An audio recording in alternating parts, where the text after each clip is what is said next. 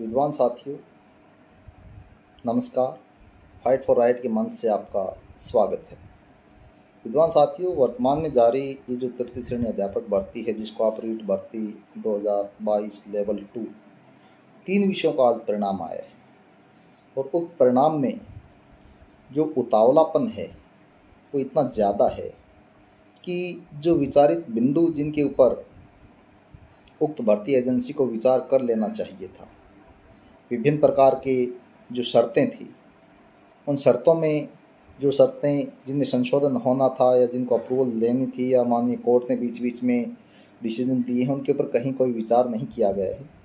सूची देखने से लगता है कि जो सूची विभिन्न जिलों की ओर से भेजी गई थी, उनको एक तरीके से क्लासिफिकेशन किया गया है कि जो क्लियर तौर पे पात्र हैं उनकी अलग सूची बना दी गई है। जो विभिन्न कारणों से पात्रता के ऊपर कुछ शंकाएं हैं या सवाल हैं, उनको प्रोविजनल सूची में रख दिया गया है। और जिनको वेरिफिकेशन टीम ने अलग अलग जिलों में अपात्र घोषित किया था, उनको एज इट इज़ अपात्र ही मान लिया गया है। और उसमें किसी भी प्रकार की ग्रीवियंस या बाद में जो कोर्ट ऑर्डर आए हैं, उनको किसी भी प्रकार से इम्प्लीमेंट नहीं किया गया है। विशेष तौर पे ध्यान देने की बात यह है कि 3 प्रकार की सूचियाँ आई हैं। एक पूर्णतः पात्र अभ्यर्थियों की सूची, इसके अलावा जो विचाराधीन श्रेणी में है या प्रोविजनल श्रेणी में है, और एक जिनको अपात्र माना गया है। लेकिन 7 दिन का समय लास्ट की दोनों श्रेणियों को दिया गया है कि प्रोविजनल में जिनके जो डॉक्यूमेंट वगैरह जो मांगे गए हैं, उनके लिए भी 7 दिन का समय है, जिस प्रकार लेवल 1 के अभ्यर्थियों को दिया गया था।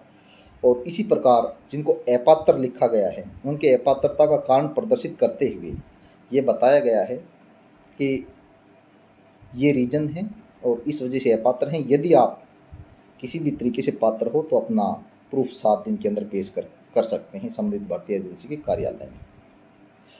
उक्त मामले में मैं मुख्यतः 2 बिंदुओं के ऊपर विचार करना चाहूँगा।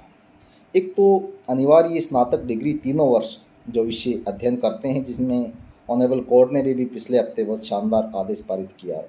उन अभ्यर्थियों को भी, कुछ को तो अपात्र श्रेणी में रख लिया गया है। जैसे पंजाबी के हमारे 2 पिटिशनर थे, 4 पिटिशनर थे कुल मिला के, 2 को अपात्र मान लिया गया है और 2 को प्रोविजनल सूची में शामिल कर लिया गया है। यानी कि जो कोर्ट आदेश की जो फाइल पहुंची है, उसके ऊपर अभी तक इन्होंने विचार किया ही नहीं है।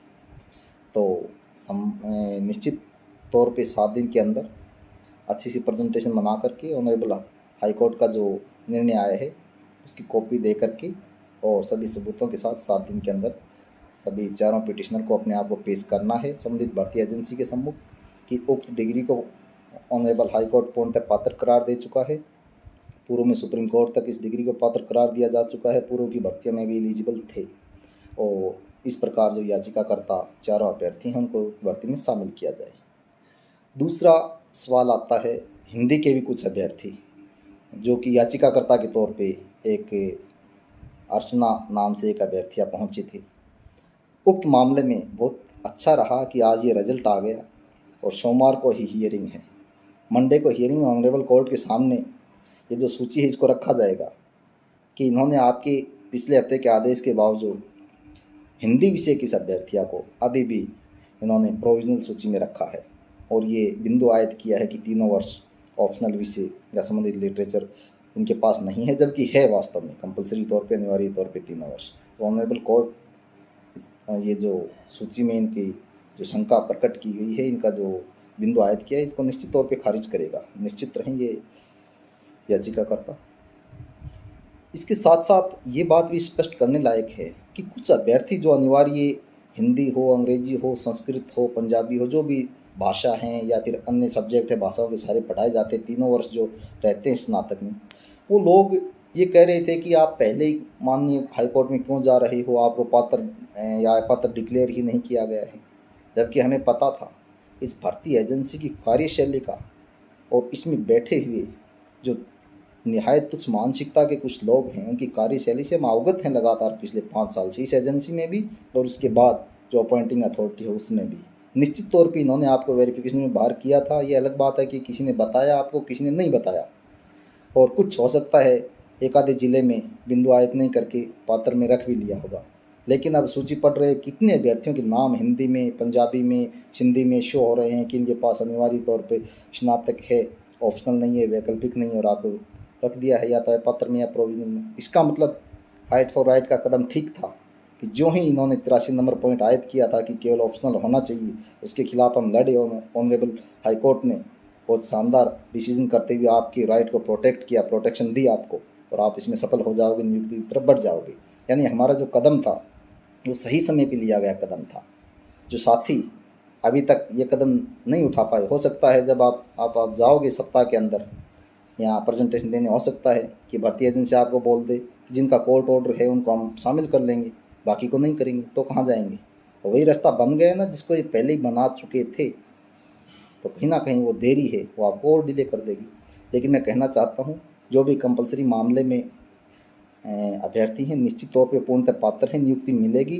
और अभी भी जो 7 दिन का 1 वीक का जो शेड्यूल है इसमें आपको पात्र डिक्लेयर करके भर्ती एजेंसी जो आपकी मेरिट है उसी के अकॉर्डिंग जो मूल सूची बनाई है उसमें आपको स्थापित कर देगी। बीच में जहाँ पे आपका मेरिट क्रमांक आता है आप वहीं पे स्थापित हो जाओगे और पूरे प्रोसेस में शामिल रहोगे आगे के प्रोसेस में।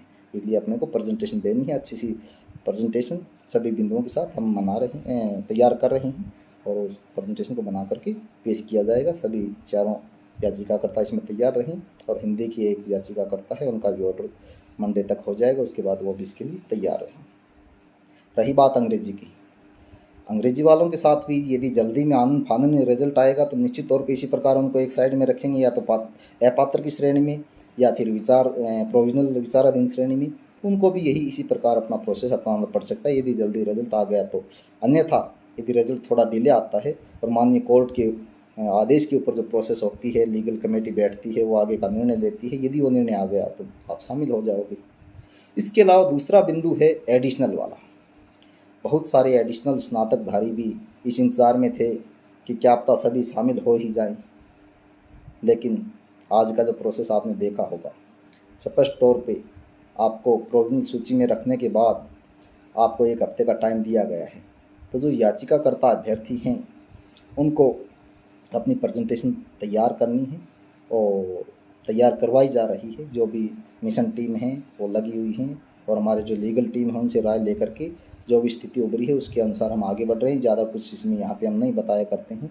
संदीप जी एंड अदर्स की टीम भी इसमें लगी हुई है और पूरी तरीके से हमें जो अवसर दिया गया है उस अवसर के अनुसार हम ऑनरेबल हाईकोर्ट के निर्णय को आगे बढ़ाते हुए इसके ऊपर एक निर्णय लेंगे संबंधित एजेंसी का कि वो इस निर्णय के खिलाफ जब ऑनरेबल हाई कोर्ट में अपील में नहीं गई है तो या तो जो कोर्ट का रिलीफ का आदेश है उसकी इनको पालना करनी पड़ेगी और इनको शामिल रखना पड़ेगा, और यदि अपील में जा रहे हैं तो फिर बात अलग है और उस स्थिति में फिर ऑनरेबल हाई कोर्ट की डिवीज़न बेंच में निपटा जाएगा।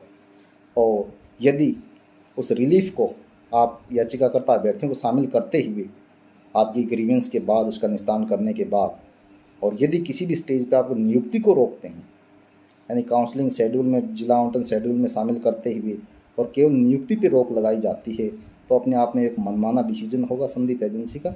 उसके खिलाफ जो लीगल स्थिति उभरेगी, कंटेम्प्ट की उभरेगी या फिर ऑनरेबल हाई कोर्ट में पुनः स्थिति के लिए हमें जाना पड़ेगा स्पष्ट करने के लिए, या सुप्रीम कोर्ट में, वो उसके अकॉर्डिंग हमारी टीम ऑलरेडी तैयार है और पूरे डॉक्यूमेंट हम तैयार किए हुए हैं। लेकिन ये जो बीच की एक परिस्थिति उभरी है इसको हमें हफ्ते भर के अंदर इसको पार पाना है अच्छी प्रेजेंटेशन के साथ और अपने पूरे कागजात के साथ। पूरी टीम को अलर्ट कर दिया गया है, सभी डेटा मैच किए जा रहे हैं और खुशी की बात यह है कि आप सभी जो इस मिशन से जुड़े आपका सबका मेरिट सूची में नाम आया है। यानी आप चयनित सूची में, चाहे वो प्रोविजनल हो चाहे अंतिम तौर पे जो चयनित सूची उसमें आपका नाम आ गया, कोई भी वंचित नहीं रहा है। यानी आपके प्राप्तांक बहुत अच्छे हैं, तो ये आपके लिए प्लस पॉइंट है, खुशी की बात है। इसके बाद जो भी स्थिति उभर के आएगी उसके अनुसार आपको एक तरीके से तैयारी चल रही है, शामिल करवाने के प्रयास निरंतर जारी रहेंगे। किसी भी साथी को इस मिशन से जुड़े हुए किसी भी साथी को जरा भी तनिक भी चिंता करने की ज़रूरत नहीं है। आप सभी साथी मेरिट में अपना स्थान सिक्योर कर चुके हो और अब आपको ऑनरेबल कोर्ट के निर्णय के अनुसार अपनी फाइल को आगे बढ़ाते हुए ज्वाइनिंग की तरफ बढ़ना है और उसके लिए पूरी टीम एक सामूहिक, एक सकारात्मक मानसिकता के साथ, पूरी यूनिटी के साथ और ईमानदारी के साथ आगे बढ़ेगी और सबको नियुक्तियाँ मिलेंगी। कंपलसरी डिग्री वाले भी आपको तो ऑनरेबल कोर्ट ने रिलीफ पूरी तरीके से दे ही दिया है, तो जो फॉर्मेलिटीज़ हैं छोटी मोटी 5-7 दिन का ये जो दायरा है इसको पार करते हुए आप आगे बढ़ जाओगे। किसी भी प्रकार की बाधा नहीं आएगी, और जो भी बाधा आएगी, चुनौती आएगी, उससे निपटेंगे, आपको रास्ता बताया जाएगा। इसी प्रकार एडिशनल वाले भी अपनी तैयारी कर रहे हैं, डेटा मैच कर रहे हैं, कौन किस रेट का पिटिशनर है, किस विषय की रेट का पिटिशनर है, उसी के अकॉर्डिंग हमें आगे की एजेंसी को अवगत करवाते हुए आगे बढ़ना है। बहुत बहुत आभार साथियों का। अन्य जो भी प्रकरण है, किसी का सीनियरिटी का है, किसी का नोशनल बेनिफिट का है, बहुत सारे में आदेश हो चुके हैं, ज़्यादातर को मिल चुका है, किसी का कंटेम्प्ट में है, कहीं पे यदि दिक्कत आई है तो, या वंचित प्रकरण है 16-18 या EWS प्रकरण है, जो भी आपके प्रकरण हैं उनसे भी निपटा जा रहा है। और कोई साथी यदि अभी भी लीगल प्रोसेस से वंचित है, उपरोक्त दोनों मामलों में, कंपल्सरी वाले में भी, एडिशनल वाले में भी, उनको भी आगे अपने आप को पेश करके और अपनी स्थिति को सिक्योर कर लेना चाहिए। बहुत बहुत आभार विद्वान साथियों का।